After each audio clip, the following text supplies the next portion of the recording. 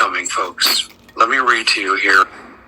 Oh, the draft is coming. Oh, the draft is coming, folks. Let me read to you here. I wrote the words down verbatim here.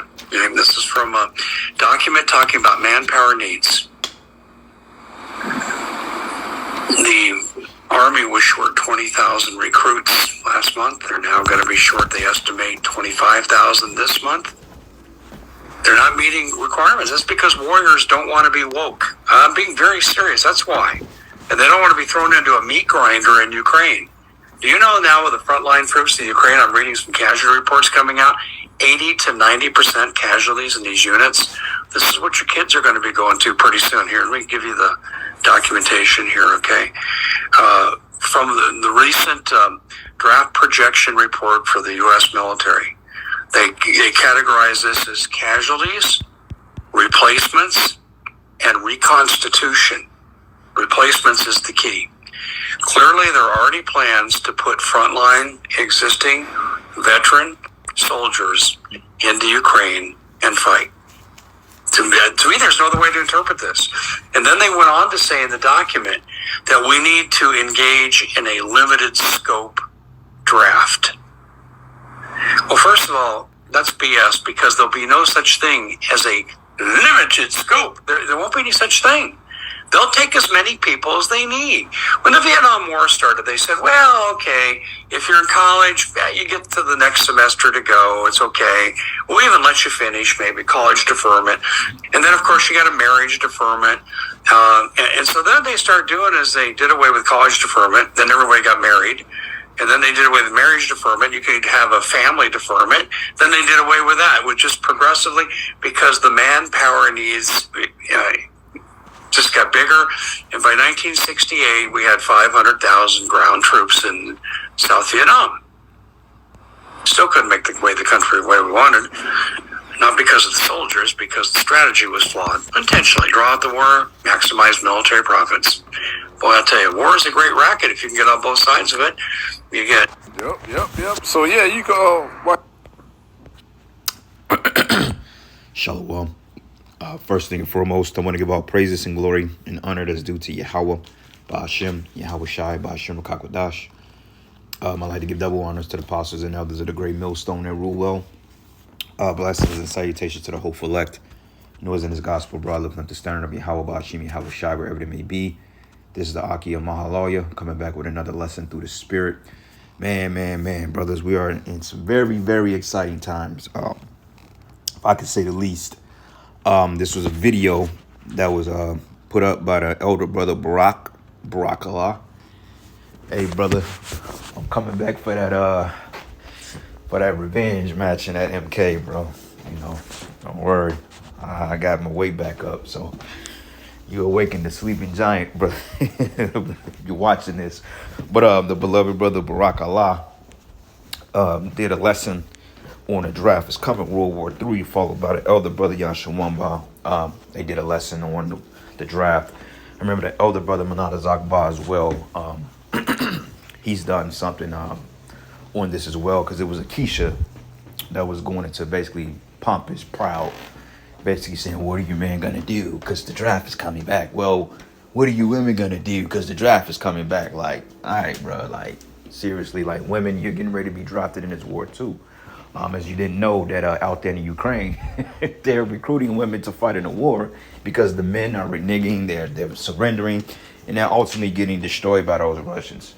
Despite what the American dogma media is telling you, they're not looking too good in this war with the Ukraine, okay? Because we understand that Ukraine is a province of Russia.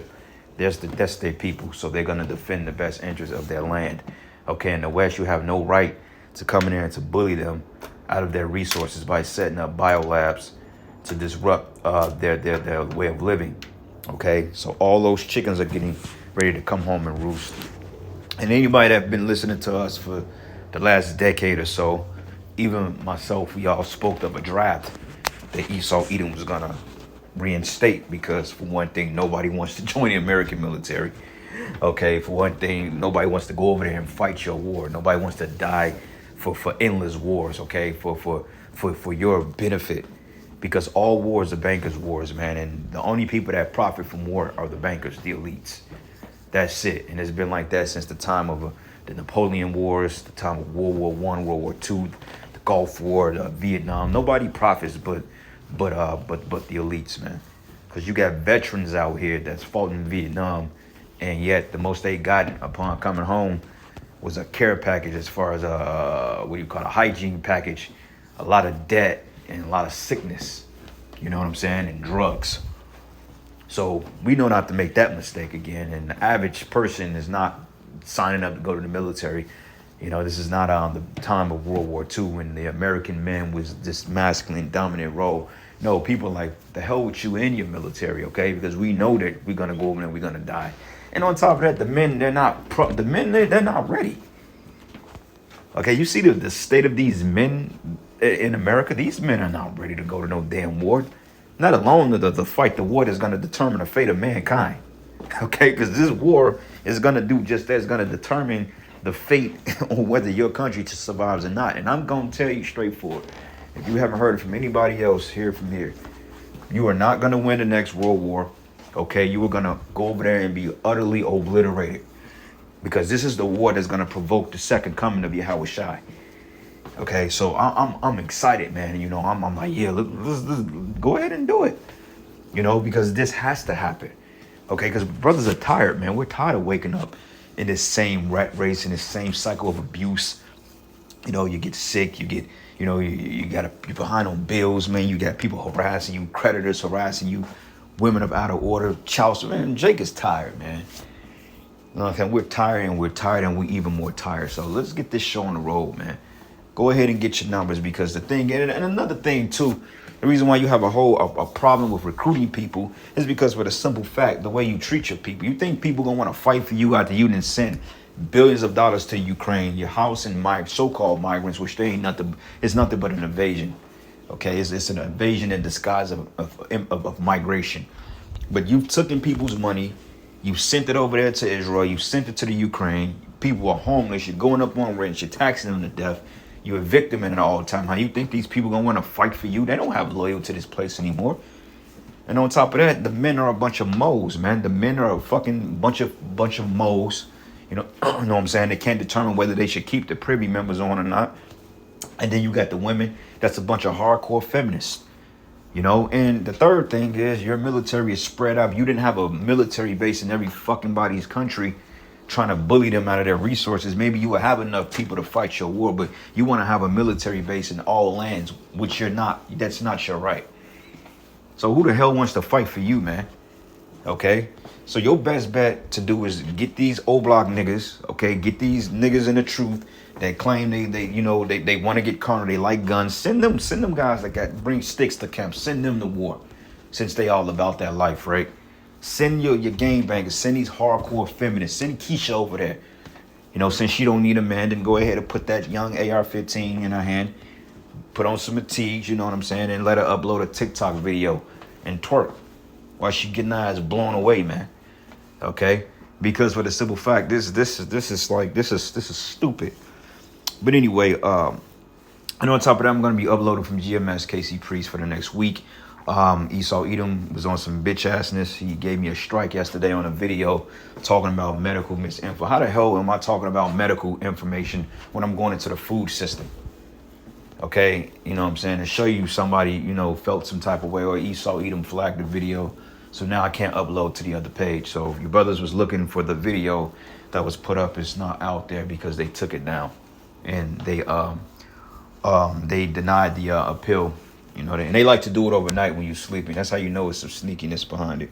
But it says the U.S. military industrial complex is planning a military draft so Americans can fight bankers' Third World War. And if the elites had any type of sense, they would know that this is not going to end well for them or anybody else but the elect. And we cool with those odds, okay? Send these people over there. Send them to fight the war. We don't give a shit because, hey, we know we're going to be protected from this. Okay, and ultimately, you know, hey, certain brothers going to have to step out on faith. If they decide to come to your door with this, which, I mean, they say they need 25,000 people. I mean, that ain't hard to get. But at the same time, man, you're going to have a lot of people that's going to go AWOL from that. You're gonna have a lot of deserters. People gonna realize, like, look, man, we ain't equipped to fight no damn Russians. We ain't equipped to fight the Chinese. We ain't equipped to fight the Afghanis. We ain't equipped for that, man. You know what I'm saying? So, hey, they come to your doorstep with this, brothers. You may have to do the Muhammad Ali thing and take a stance for it, because this is really for the wickedness of the people. This is their judgment. You know, this is not for the elect. The elect will be shielded from this. So either way it go, this ain't nothing that really concerned it. We shouldn't worry about it.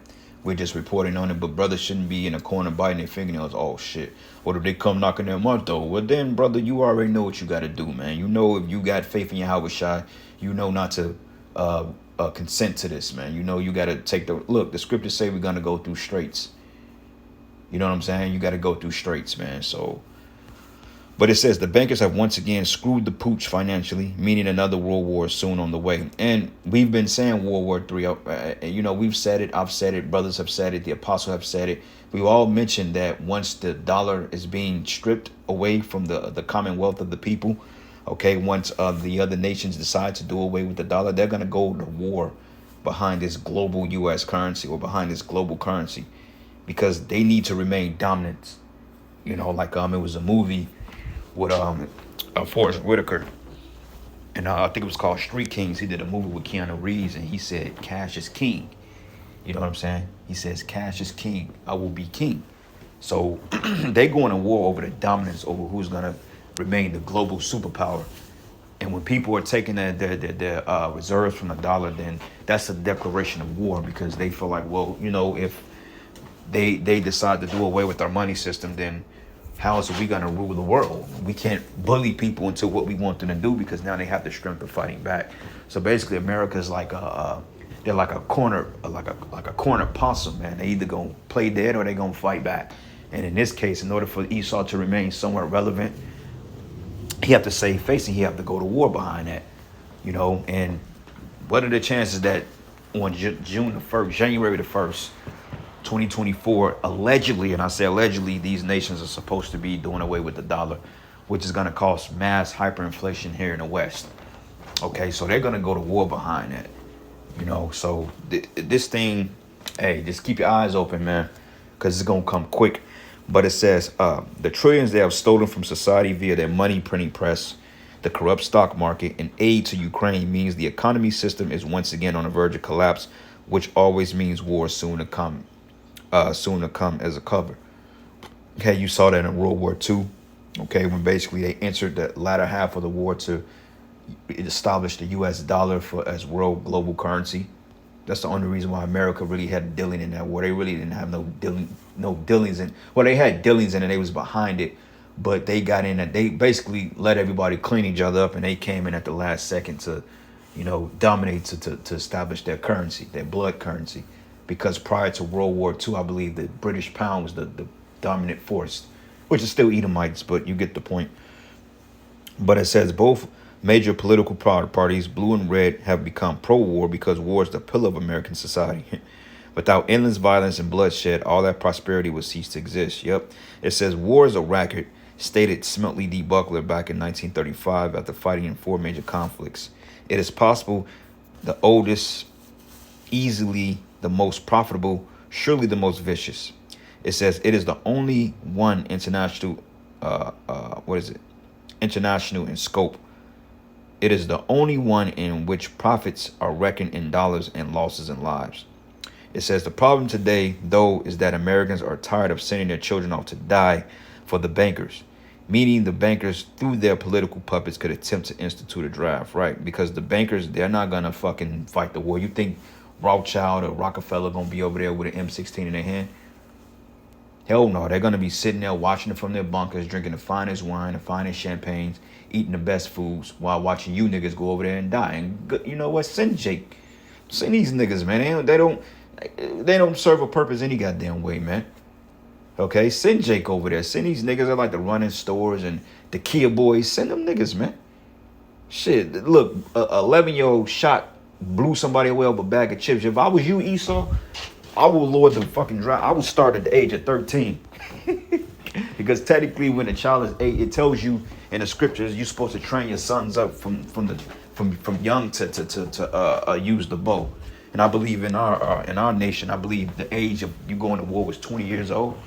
I think it was like 20 years old that the men of Judah can go to war. But even before that, you had training with the sword. So by the time you 7, 8, 9 years old, you already know how to. You're already trained up if you had a father that really invested in your life. You know what I'm saying? But the way that these young Jakes are doing, man, hey, they out in the streets anyway. They parents send them in. They parents to war, man. You know what I'm saying? If I was you, I'll move to 13 years old. He's in juvie. He's got a record. He's got guns. But that little nigga, bro, in Afghanistan, they got kids as young as 12, 13 years old out there, man. So go ahead and send these little niggas to war. I started 13 and worked my way up 13, and I ended 65. God damn it. I will start at 13 and end at 65. Even though that's not a really ethical thing to do, okay, sending a 13-year-old to war. But these little Jakes, man, they kill your boys. If you can steal a car at the age of 10 with a fucking iPhone charger, a 2003 at that, then, hey, going to war should be easy for you, man. You know, these Jakes, they sit back, they play Call of Duty all day. They play GTA Online. I mean, these dudes, they're in their mindset they can do it. So go ahead. This is what they want to do. They want to shoot shit up and let them. You know, and I'm gonna get some precepts, man. You know, but Jay gotta talk his shit first.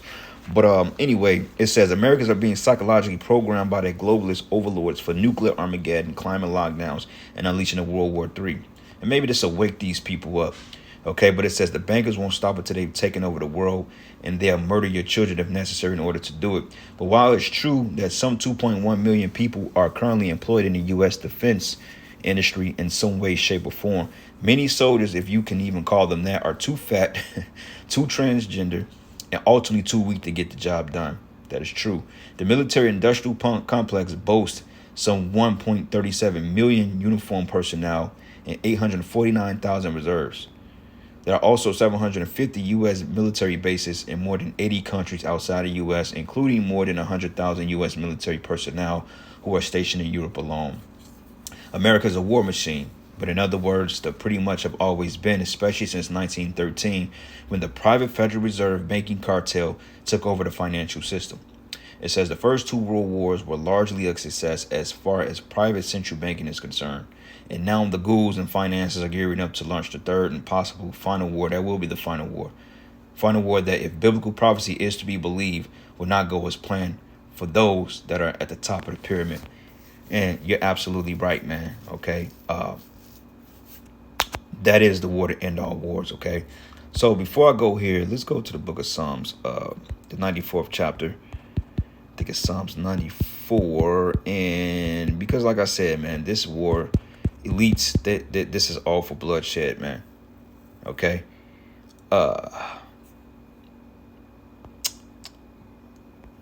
No. They continue gathered together for war. Maybe Psalms 91. Or maybe I'm overlooking it. Salakia.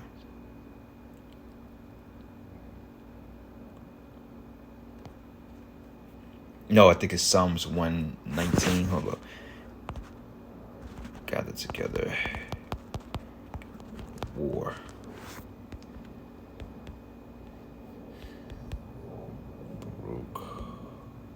Yep, Psalms 140:2. Bingo. It says, "Deliver me, O Yahweh, from the evil man, and preserve me from the violent man, which imagine mischiefs in their heart. Continually they are gathered together for war." Okay?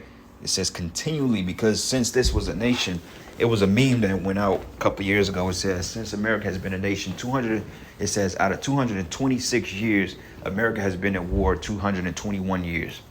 Meaning since this nation has been established through bloodshed, they have done nothing but seen war and more war. Okay, like war is the primary recipient of this man's thing, because that's what he does. He's a warmonger, man. Okay, it's Esau's job to take peace from the earth. And dealing with a man like Esau, unreasonable, you would never see peace. This man, the Lord had to come and take him out, because with Esau, that would never be world peace. You know, like all these peace talks and peace treaties and so forth like that. You will never see peace dealing with a man like Esau. Like, literally, the scriptures say they can't sleep unless they cause something to fall. Like, literally, if Esau was to ever establish peace on the planet Earth, I guarantee you he's going to find a way to wage war on somebody. If it's a peaceful world, everybody's happy and harmonious, he will find a way to mess it up. He will literally start war. He will literally create a war out of thin air just because that's what he thrives on. He's a man of the field. Okay, it says they have sharpened their tongues like a serpent. Adder's poison is under their lips, man.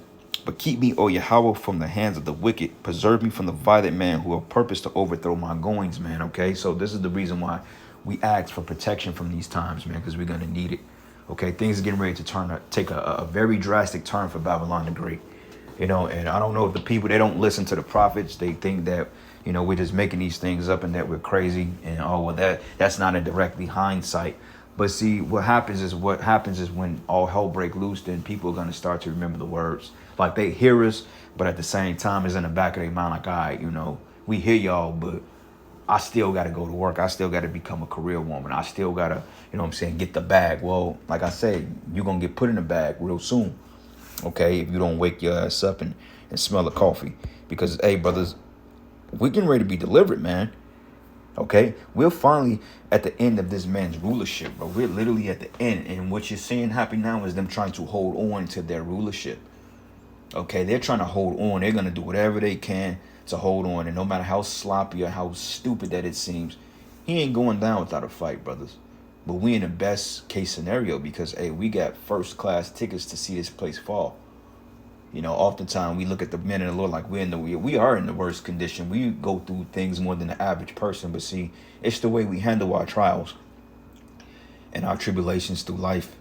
And that qualifies as the Lord's willing. We're chosen to see the place fall and to be qualified and to be fit to stand before Yahweh Shai. Because I'm going to tell you like this, as hard as this battle is getting ready to be, it's going to be like a breath of fresh air, bro. Like, oh, wow. And then when you really make it, you're like, damn, that was it. Like the test was hard, but it's not as hard. It's hard. Don't get it twisted. I don't want to make light of it. But when you think about the other people and what they're getting ready to go through, you're like, man, this really wasn't as bad as we made it out to be. You know what I'm saying? And back of your mind is going to be like surreal. Like it got to be a catch to it. But when the deliverance comes, the deliverance is going to come. Okay, I was reading yesterday in 2nd Ezra, the 13th chapter, man. It was so heavy because right when the Lord called the multitude to him, it says a peaceful multitude, and some were bound, and some were taken. Basically, man, when the angel cut the dream off, when Esdras woke up from that, you notice the dream was cut right there. And then he gave him the interpretation of it. So he didn't even go beyond when after the war was fought, Yahweh Shai came. The dream stopped right there. So he didn't even see beyond that to some degree. It stopped it right there. You know what I'm saying? But it was just like crazy because he said, now comes the time that the times come now that the Lord is getting ready to start delivering them that is on the earth. So we're going to have pockets of salvation. Like deliverance is going to be so crazy, brothers. The Lord's going to get us out of some shit. Man, we're going to be like, wow. And if you ain't convinced that the Most High is with you when he gets you out of some crazy situations, then you need not to even be in this thing, man. All right. But anyway, this is the book of Joel 3. And I'm going to start at verses. Let's start at verses 9. It says, proclaim ye this among the Gentiles and prepare war. Wake up the mighty men and let all the men of war draw near. Let them come up. Okay. And this is what we're reading in this article. Okay. Because it says here. It says, still, because it says biblical prophecy is to be believed, will not go as planned for those at the top of the pyramid. It says, still, they are going to try, which means more bodies can end up getting drafted in the the pretender in chief. Joe Biden keeps his promise to maintain the war in Ukraine for as long as it takes. Well, you put that Muppet over there, let him fight. And that Lord gonna torture that decrepit fucking demon. Lord gonna torture that man. Boy, Lord may put him in a salt trap or something, torture his ass, man. But it says the problem in Ukraine specifically is that actors and strippers, Zelensky is running out of Ukrainian men and women to send to the shredder, which shows you that women, you will be drafted.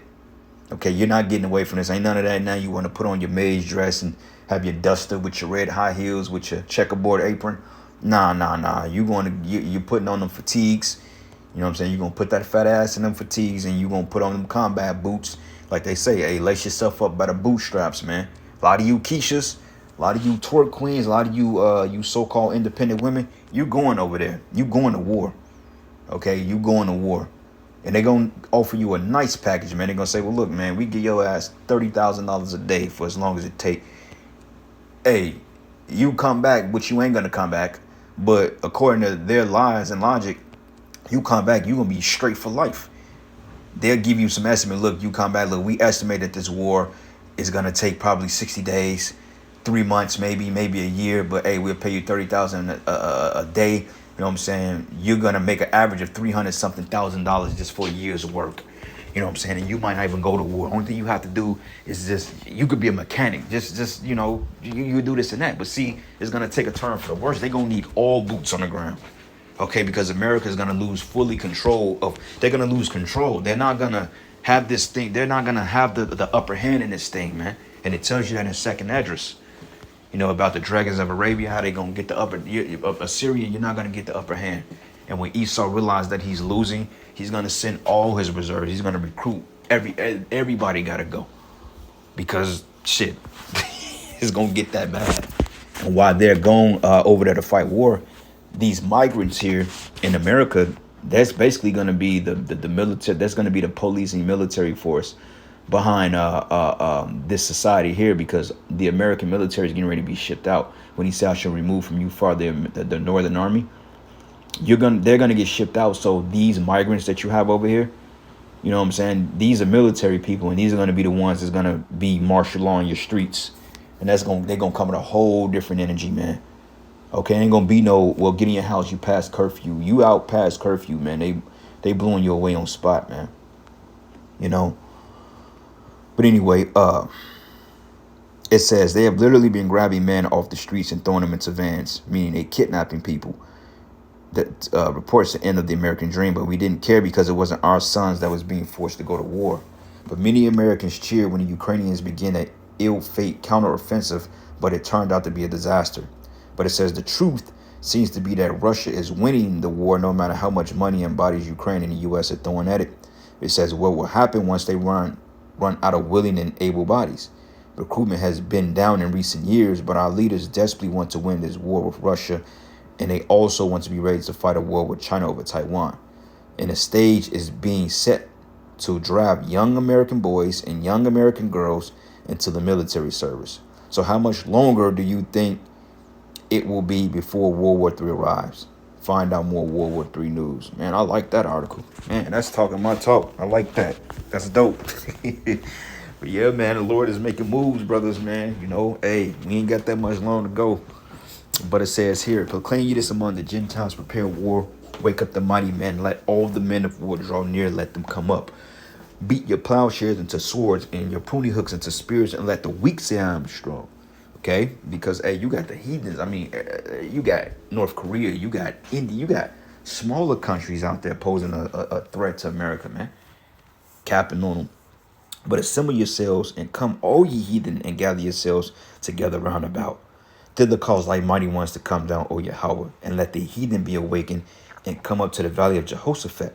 For I will sit, it says, for there I will sit to judge all the heathen round about. Okay, so this is the ultimate plan of Yahweh Bashim Yahweh Shai. So everybody that Esau recruits, that's all the will of the Lord, man. This is the Lord doing this. Okay, yeah, we say Esau, Edom is dead. Yeah, and he is, but the Most High is behind this. Okay, your ass get drafted and they throw you in a black van. It ain't because Esau chose. No, the Most High specifically had them to grab you up and put you in that van because he wants to do something to you. You know what I'm saying? So it's in our best interest to stay as far as away from this as possible.